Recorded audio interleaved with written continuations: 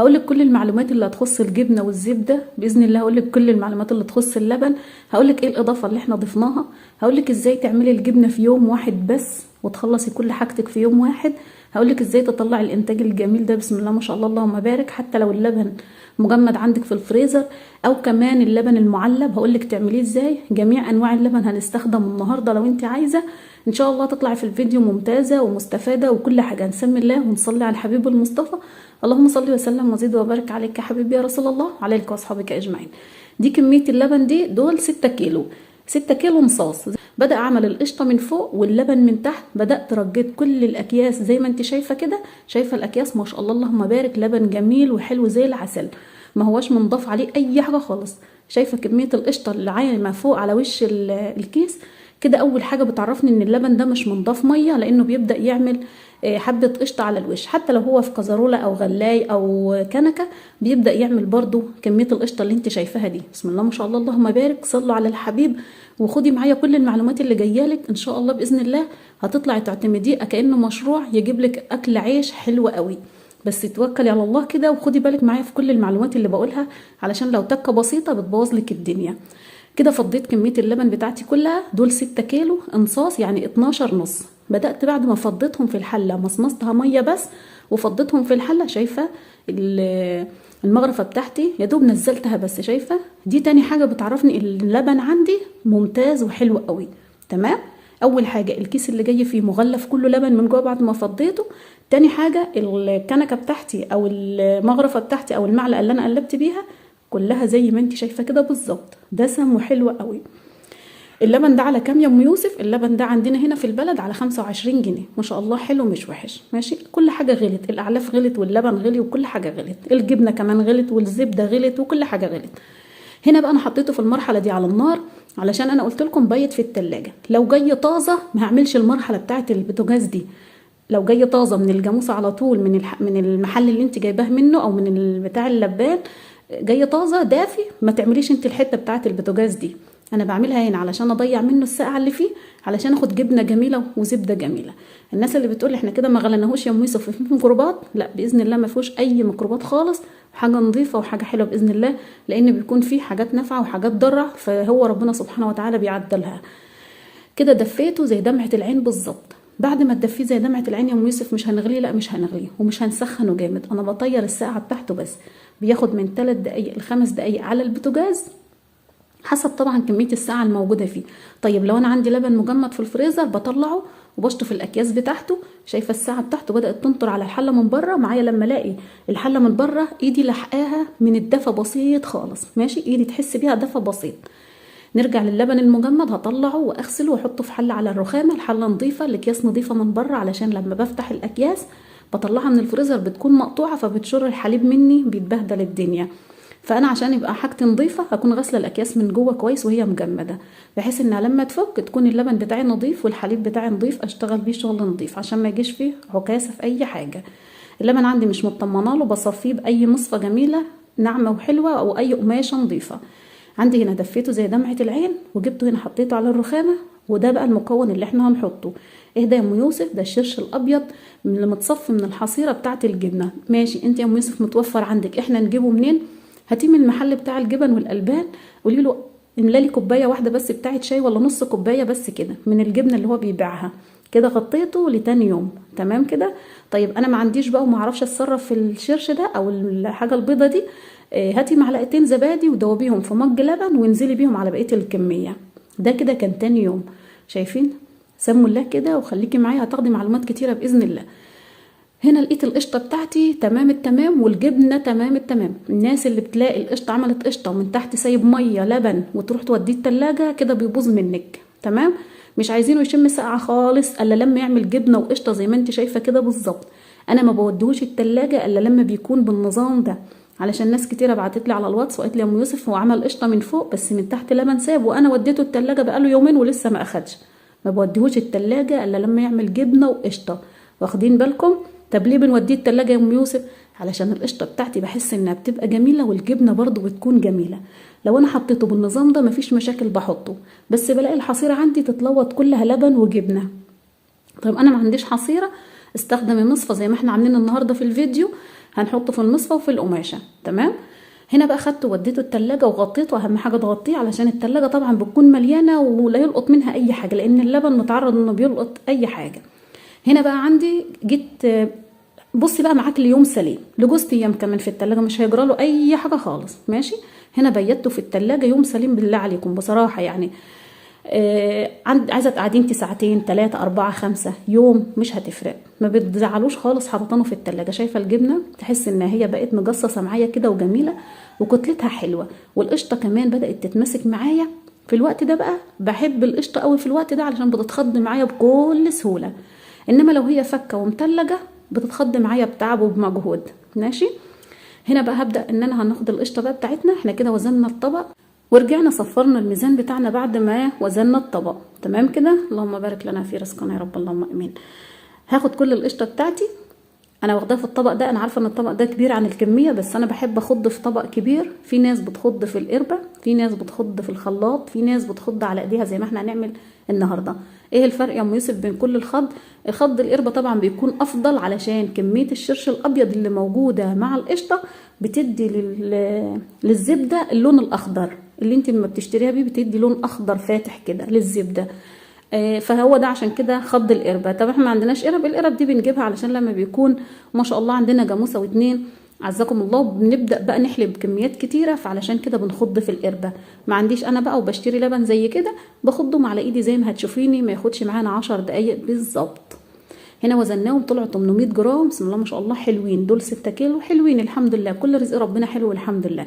هنبدا بقى نشوف الجبنه بتاعتنا نحطها في العلبه علشان نيجي للقشطه.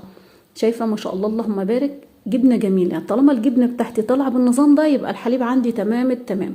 شايفه الجبنه بسم الله ما شاء الله اللهم بارك حاجه كده جميله تاكلي منه زبادي ما تشبعيش. حطوا لنا لايك حلو بقى منكم بالله عليكم، ما تنسوا اللايك. ماشي. ودعوه حلوه منكم بصلاح الحال.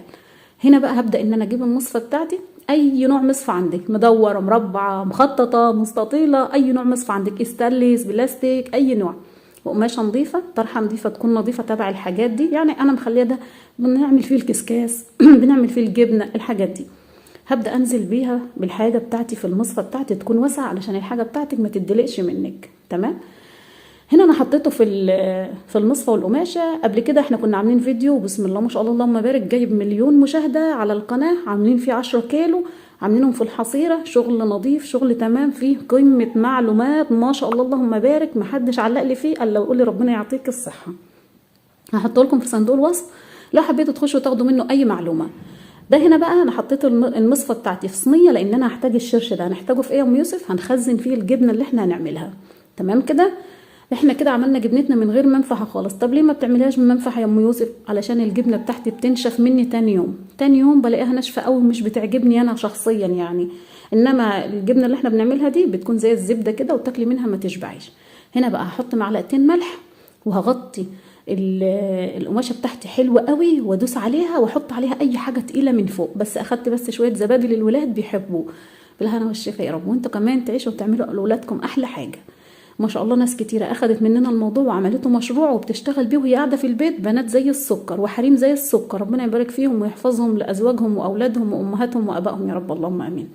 كل اللي بتشتغل مش غلط، كل اللي بتعافر علشان بيتها واكل عيشها مش غلط. كده غطينا الجبنه بتاعتنا وحطينا عليها كيسين ملح، طبق فيه ميه، حله فيها اي حاجه تقيله، كيسين سكر، كيسين رز، اي حاجه حطيها عليها وتكون صينيه مظبوطه علشان تطلع لك الجبنه في الاخر مظبوطه. هنا عندي بقى القشطه بتاعتي. بدات ان انا هتستخدمي ايدك ماشي، هتستخدمي المضرب الكهرباء ماشي، هتستخدمي المضرب السلك زي كده ماشي، هتستخدمي المعلقه العاديه خالص بتاعه البيت برضو ماشي، هتخضيها في الخلاط برضو ماشي. اي حاجه من الاربعه ولا الخمسه دول كلهم بيطلعوا نتيجه واحده. ازاي بيطلع نتيجه واحده؟ علشان شويه الشرش اللي احنا هنحطهم برضو في الخض دلوقتي. طب ليه حته شويه الشرش يا ام يوسف؟ حته شويه الشرش دول بيخلوا لي الزبده بتاعتي زي زبده الخض بتاع القربه تمام، وهوريها لك برضو في اخر الخض عندنا. نتكلم بقى الوقت كده واحنا بنخض على اسعار الزبده واسعار الجبنه اليومين دول. الجبنه عندنا هنا احنا في الارياف في ناس بتبيعها على 50 الكيلو على 60، اللي هي جبنه الحصاير. تمام. جبنه المزارع النص كيلو تهيألي الكيلو برضو عامل على 50 و60، بس ما بتكونش طعم قوي بصراحه زي جبنه اللي هي الحصيره، يعني الجبنه القريش بتاعتنا احنا. بالنسبه لفيديو الزبده المزارع اللي كنا عاملينه، كنا عاملين طبعا ال5 كيلو زبده على، اللهم صل وسلم على سيدنا محمد، على 320 جنيه. زبده معقوله، ما هياش قوي زي البلدي وما هياش قوي زي النباتي اللي بنشتريها من المحلات، يعني في المتوسط، لان هي يعتبر زبده بقري بتاعت مزارع. ماشي. احط لكم برضو الفيديو بتاعها في صندوق الوصف لو حد حب مثلا ايه، وكنت حاطه فيه رقم الست ام احمد لو انتوا احتجتوا منها زبده. ناس كتيره بسم الله ما شاء الله اخدت منها وعجبتهم ومشت الحال بيها يعني. ماشي، عشان سعرها متهاوت شويه.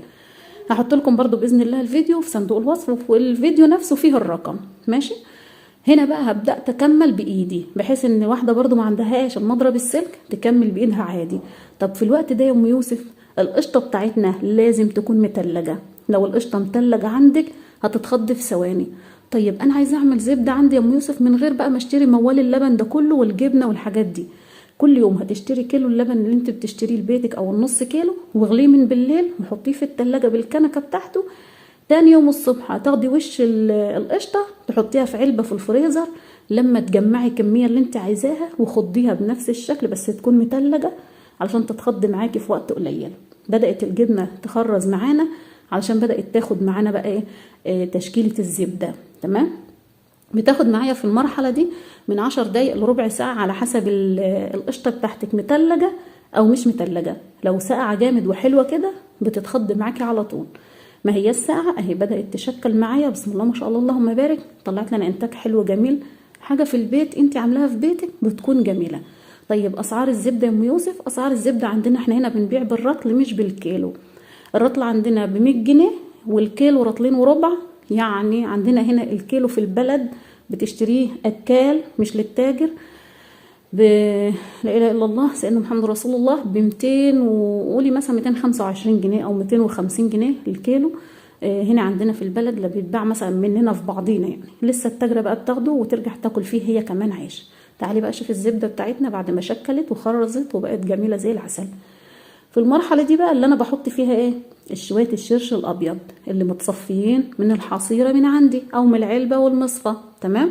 هبدا اخد منها مجين كده واحطهم عليها في الوقت ده علشان وهي بتاخد معايا كده وبتخرز يبقى لونها اخضر، ما يكونش لونها ابيض زي زبده الخلاط، لان دايما زبده الخلاط بيكون لونها ابيض.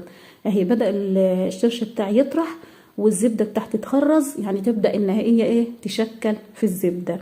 هاخد بقى المجين اللي انا بقولك عليهم من جنب الحصيره بتاعتي او من جنب المصفى بتاعتي، واجيب بس مج حلو كده واخد بيه مجين واحطهم. دول لي الاضافه دي يا ام يوسف علشان تخلي لي الزبده بتاعتي زي زبده الخض بالظبط بتاعه القربه بتاعه الفلاحين عندنا هنا في الارياف. ماشي. هبدا بقى اديها تشكيله حلوه بايدي بحيث ان انا المها كلها ما تكونش فيها حامض من جوه. نيجي بقى لتمرير الزبده. الزبده عندي بجيبها بتمرر عندي يا ام يوسف. التمرر عندك اي حد منكم قلت لكم قبل كده في الفيديو، اي حد يشتري زبده يغسلها يوم ما تشتريها في ميه ساقعه واغسليها. الناس بتقول لي انا ما كنتش عارفه انها بتتغسل. لا، هي لازم تتغسل. اغسليها طالما هتخزنيها شهر واتنين وسنه لازم تغسليها بميه ساقعه. ليه يا ام يوسف؟ عشان بيكون فيها نسبه حامض من الميه اللي موجوده في الطبق قدامك ده اسمه حامض. ليه اسمه حامض؟ بيكون زاعق. ليه زاعق؟ علشان هو نازل من الزبده بتاعتنا بيكون زاعق شويه، فنفضل في الزبده هو ده اللي بيديها المراره. تمام. طيب تعالي هنغسلها ازاي يا ام يوسف؟ هنجيب طبق نحط فيه ميه ساقعه ونحط فيه الزبده بتاعتنا ونعجنها زي ما بنعجن الخبز كده. فاهميني؟ اهو جبت طبق وفيه ميه متلجه من التلاجة وحطيت، شايفه بغسلها ازاي؟ اهو بتدوسي عليها وتفتوليها كده بحيث ان كل الحامض اللي فيها ينزل في الميه اللي انا شغاله فيها دلوقتي. دي بقى لو قعدت عندك 10 سنين في الفريزر عمرها ما تمرر. تمام. اخزن الزبده بتاعتي ازاي يا ام يوسف؟ لو مش هتسيحيها خزنيها في الفريزر، حطيها في شنطتين جوه بعض في الفريزر، 3 شنط جوه بعض في الفريزر. انا على فكره بنحب هنا امي مولفانا ان احنا كل رطل بنحطه في كيس ونربطه ونرجع كل رطل في كيسه في شنطه ونحطهم في الفريزر في شنطتين 3 ونربط الاكياس بتاعتنا كويس قوي علشان بحيث الفريزر فك مني حاجه اتدلقت عليهم، بحط حاجه واتكبت، كل الحاجات دي الزبده ما تلقطش منها. تمام. اهم حاجه خزني حاجتك كويس ودايما تسمي الله وانت بتعملي حاجتك. كل ما تقولي بسم الله ما شاء الله تلاقي حاجتك فيها بركه، حاجتك نظيفه، حاجتك حلوه، ربنا يبارك لك فيها، بدل ما تكفيك يوم تكفيك يومين. ماشي. هنا طلعنا زبده قد ايه يا ام يوسف؟ طلعنا 400 جرام. كنا مطلعينهم في الاول قشطه كام؟ كانوا 800 جرام. طلعوا لنا 400 جرام. حلوين الحمد لله، رزق ربنا كله حلو زي العسل. حاجه عاملاها في بيتي نظيفه مطمنه لها، عاملاها بايديا، عارفه انا عاملاها ازاي. فهمتوني؟ هنا بقى دي حته القماشه اللي احنا برضو خيطناها مع بعض قبل كده. القماشه دي ازاي يا ام يوسف؟ هنا الحامض ده بحط له معلقه ملح علشان ما انساش، وبدوبها كويس على حسب ما انت ذوقك انت في الاكل. عايزه تخليه حادق زودي ملح، عايزه تخليه دلع قللي الملح. ده المش الابيض مش المش القديم بتاع الزلعه. تمام. بدات حطيته في القماشه بتاعتي اللي انا مخيطاها من 3 جوانب والرابع مفتوح، وحاطه فيه قماش علشان اسده نفس الشكل اللي انتوا شايفينه ده. ليه يا ام يوسف؟ علشان ما فيش حاجه تقع فيه، لان ده هيتاكل برضو، هيبقى زي جبنه المحلات بالظبط بدل ما يتدلق مننا. تمام.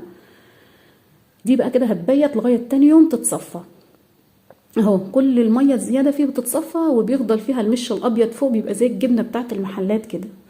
جينا للجبنه بتاعتي هظبطها وعدلها كويس علشان لسه هتاخد فتره لما تتصفى كويس. لازم تتصفى كويس منك علشان ما تفتولش منك وانت مخزناها. هظبطها بس كويس وعدل الصينيه بتاعتي وبيتها بنفس الشكل، تبيت طول الليل تتصفى براحتها لغايه تاني يوم الصبح 12 ساعه. تمام. ولو في الحصيره برضو في الشتاء خليها 12 ساعه. هحط لك فيديوهين باذن الله للجبنه في صندوق الوصف لو حبيتي برضو تشوفيهم. صندوق الوصف فين يا ام يوسف؟ هتدوسي على العنوان وانت شغاله معايا دلوقتي كده، هتخشي على كلمه تلاقيها المزيد، دوسي عليها هتلاقيني حاطه لك فيها شويه فيديوهات وكاتبه فيهم كمان الطريقه بتاعه العمايل بتاعه الجبنه والقشطه. تمام. تعالي بقى تاني يوم نشوف الانتاج بتاعنا. الجبنه بتاعتنا زي ما انت شايفه هبطت في المصفى بتاعتي، يعني كده اتمسكت وبقت جميله. تمام. الشرش بتاعها ده هنخزن فيه الجبنه، وهنخلي منه كميه في برطمان كده في التلاجة يبقى نعمل بيه جبنه المره الجايه. طريقته احلى من المنفعه بكتير، جربوها هتحبوها. الجبنه بتاعتك بتفضل دايبه زي الزبده، لو مهما تعيش معاكي عمرها ما بتنشف زي جبنه المنفعه. تمام. هنا ما شاء الله بتاخد تشكيله العلبه بتاعتك اللي انت حاطه فيها او المصفى. تمام. ده المش بتاعي، تعالي اوريهولك. هنا بقى انا هخليه بيض كمان شويه علشان لما يدخل نفس الشكل ده اهو بيكون زي الزبده. بناكله بقى العيش الملدن البتاوي الصعيدي والحاجات دي بيكون جميل قوي. ولو انت ملدن عيش برضو عادي خبز عادي بيكون طعمه برضو اجمل. هنا بقى هبدا اقطع الجبنه بتاعتي. بسم الله ما شاء الله اللهم بارك، جميله وحلوه قوي، حلوه زي السكر وطعمها زي العسل. تعالي بقى اوريكي. بسم الله ما شاء الله اللهم بارك، حاجه بجد بجد نظيفه وحاجه حلوه. اي سؤال عندك اكتبيه في التعليقات، بس بالله عليكم ما تنسوا اللايك ودعوه حلوه منكم بصلاح الحال. والف شكر لكل اللي دخلت لي وعلقت لي على وفاه خالي. ربنا يا رب يبارك لي فيكم وما يحرمنيش منكم ابدا وما يجعلش عندكم اي احزان ابدا. الف شكر ليكم. ده كان شكل الجبنه بتاعتي قبل ما نخزنها. تعالي بقى اقولك نخزنها ازاي. تعالي شوفي ما شاء الله اللهم بارك، حلوه قوي زي السكر، وكل ما تتخزن معاكي في العلبه كل ما طعمها بيزيدوا حلاوه. تعالي بقى نشوف هنخزنها ازاي ونغلفها ازاي بالاكياس بتاعتنا علشان ما تدوبش مننا في قلب الشرش. الشرش بتاعي لو انا الجبنه دي هتعوق عندي فتره بغلي الشرش بتاعي ده، مش بحطه زي ما انا حطيته. طيب دول ما شاء الله يعني احنا عشان كتار واكلنا في الجبنه كويس فمش هياخدوا معانا مثلا اسبوع ولا حاجه، علشان كده انا ما غليتش الشرش. لو انت هيقعد معاكي كميه او فتره اغلي الشرش وبرديه وارجعي اعملي اللي احنا هنعمله. هنا بقى بغلف كل قطعه في كيس، كل قطعه في كيس. ليه يا ام يوسف؟ علشان ما تتهريش مني في قلب الشرش بتاعي. ماشي اهو. دي اكياس بتاعه التلاجة من العاديه خالص اللي عندنا في المطبخ. ماشي اهو. هبدا اغلف كل حته زي ما انت شايفه كده، وحطيت كيس كبير في العلبه بتاعتي او في البرطمان علشان اقفل عليهم، علشان الشرش يفضل ملفوف حواليهم، ما يعملوش ريمه بيضه ولا يخزنوش ولا يعملوا اي ريحه وحشه. اهو قبل ما اربط الكيس بتاعي تعالى نوزنهم نشوفهم الانتاج بتاعنا قد ايه. بسم الله ما شاء الله اللهم بارك، طلعوا لنا 2 كيلو جبنه زي السكر زي المتابعين بتوع ام يوسف. ليش يا حبايبي؟ علشان شغالين مظبوط وحاجتنا مظبوطه. تمام اهي 2 كيلو حلوين زي العسل. بسم الله ما شاء الله اللهم بارك. هنحط عليهم قرنين الفلفل بتاعنا علشان يدوهم طعم جميل، وننزل عليهم بالشرش بتاعنا بس بعد ما نحط له ملح. اهو حطينا معلقتين ملح على قد الكميه بتاعتي وعلى قد الحقيقه اللي انت برضو بتحبيه، حادق او دلع. دوبيهم كويس وانزلي بيهم في الشنطه وهنربط الشنطة حلوة قوي. وما تنسوش تدعمونا بلايك حلو منكم ودعوة حلوة منكم بصلاح الحال.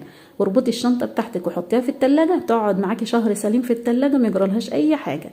اي سؤال عندك اكتبيه في التعليقات وانا تحت امركم كلكم. يلا حبايبي، اشوفكم على خير باذن الله في فيديو جديد بصحة وسعادة وسلامة. يلا في حفظ الرحمن. هقفلها كويس واوديها التلاجة. يلا حبايب قلبي، كل سنة وانتم طيبين من موسم الشتاء. مع السلامة.